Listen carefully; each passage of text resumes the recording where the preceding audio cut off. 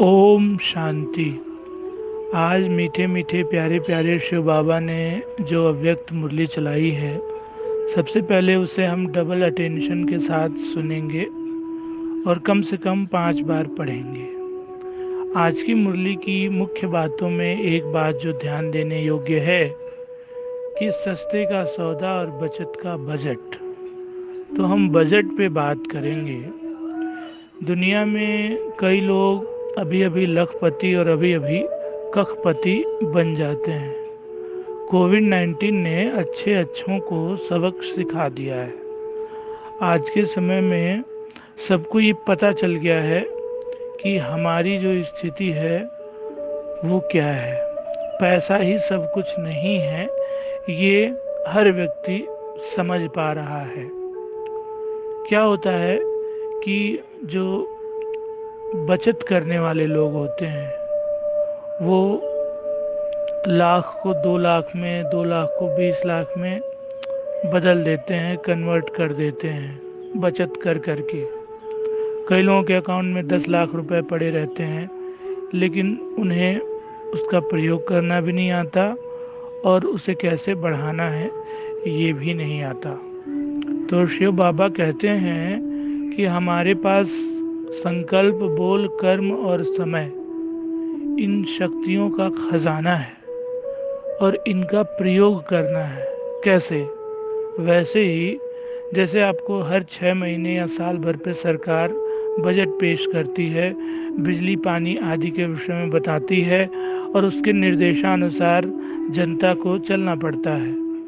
ठीक उसी प्रकार जब हम ब्राह्मण बने, हमने शिव बाबा से सौदा किया, तो हमारे जो बोल हैं वो बुरे तो नहीं हैं, हमारे कर्म बुरे तो नहीं हैं, लेकिन हमारे कर्म साधारण हैं। इस बात को हमें नहीं भूलना चाहिए, क्योंकि यदि असाधारण होते तो शिव बाबा को ये बात कहनी ही नहीं पड़ती। तो हम 2 घंटा 4 घंटा यूं ही खाली समय की तरह, खाली डब्बे की तरह तो नहीं बिता देते हैं।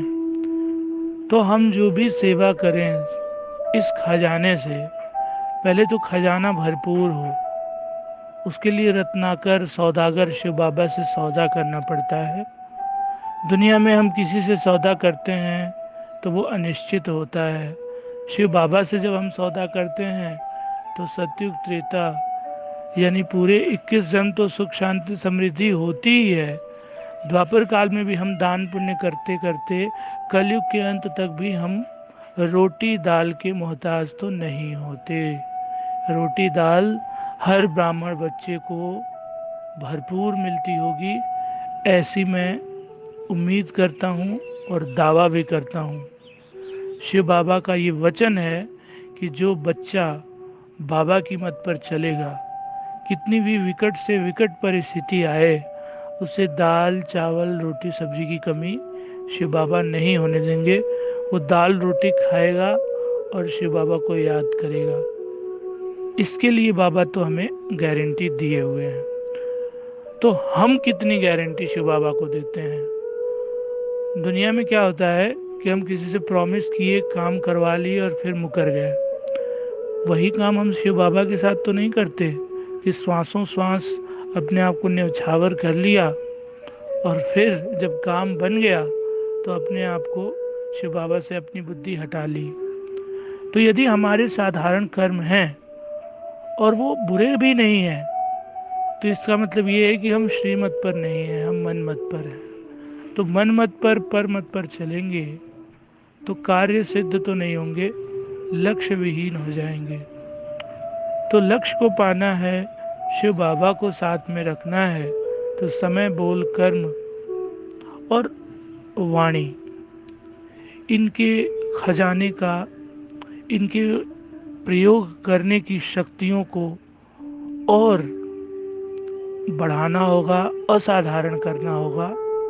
इसी में हमारा और जग का कल्याण है, क्योंकि हम बदलेंगे तो जग बदलेगा।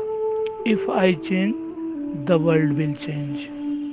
ओम शांति।